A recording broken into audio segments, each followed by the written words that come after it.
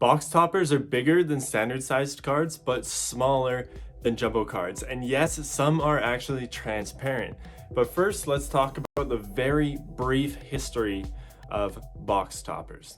Back in May 2002, Wizards of the Coast launched the Legendary Collection, a brand new Pokemon TCG expansion that was comprised of reprints actually from Base Set, Jungle, Fossil, and Team Rocket.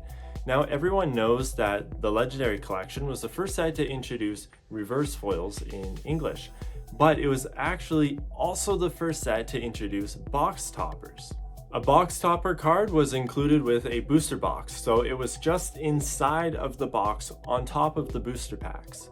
And yeah, so these cards were a little bit bigger than normal, and so when you bought a Legendary Collection booster box, you would get one of 4 cards at random, either Charizard, Dark Blastoise, Dark Raichu, or Mewtwo.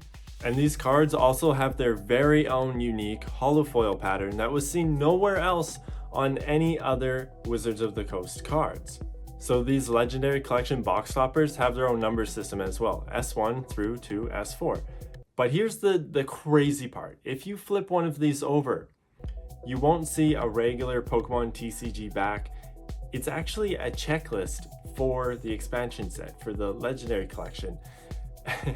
And yeah, they actually expected you to write on these cards. That's pretty wild, hey? So after this, Expedition was the next set to include box toppers. Alakazam, Feraligatr, Tyranitar, and Venusaur. These are E-Series cards, I mean, obviously, but they still have that exclusive holofoil pattern, and these all share a special set symbol in the bottom right that looks like a small cube or, I guess, box. It's pretty cool, hey? If you flip one of these cards over, no more checklist. There's an actual Pokemon TCG back on these ones. But you'll notice that the numbering system is just a little bit different. Even though there's 4 cards, it says that there's a total of 12 cards.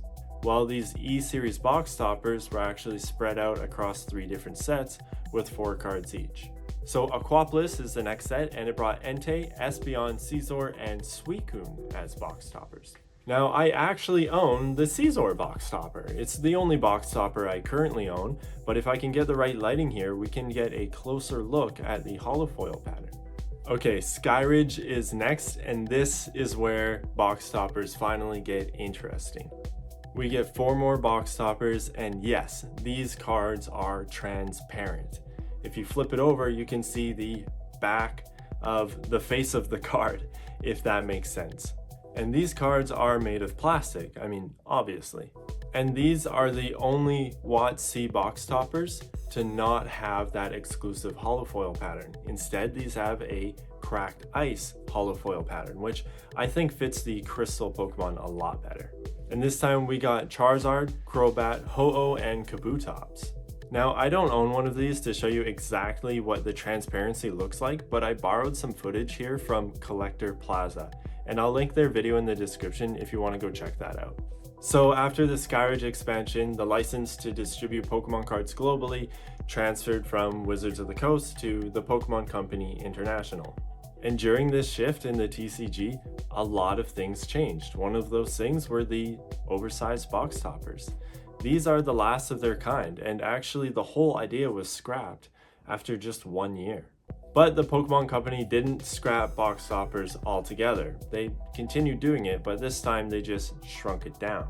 They went on to make 10 more box toppers for the next 10 sets. But again, these were standard size, so they really were just promos that came with the booster box. And their card number exceeded the total set number, just like a secret rare. So these are secret rares. And most of these were taken from Japanese promos that we didn't get in the past. Whereas the Wizards box toppers were kind of like a mini set of their own, and they could be seen as an additional or an add-on set. Let's take a quick look at the 10 standard-sized box toppers made by the Pokemon Company. From EX Team Magma versus Team Aqua, we have Absol. From Hidden Legends, we got Groudon. Fire Red and Leaf Green brought Charmander, and for Team Rocket Returns, Charmeleon. For Deoxys, Rocket's Raikou EX. For Emerald, we got Farfetch'd. For Unseen Forces, Rocket's Persian EX. For Delta species, Azumarill. For Legend Maker, Pikachu. And for Holon Phantoms, Mew. Mew was the very last box topper to ever be made back in 2006. So that's a total of 16 oversized box toppers produced by Wizards of the Coast, with an additional 10 standard size box toppers made by the Pokémon Company. And thank you so much for watching.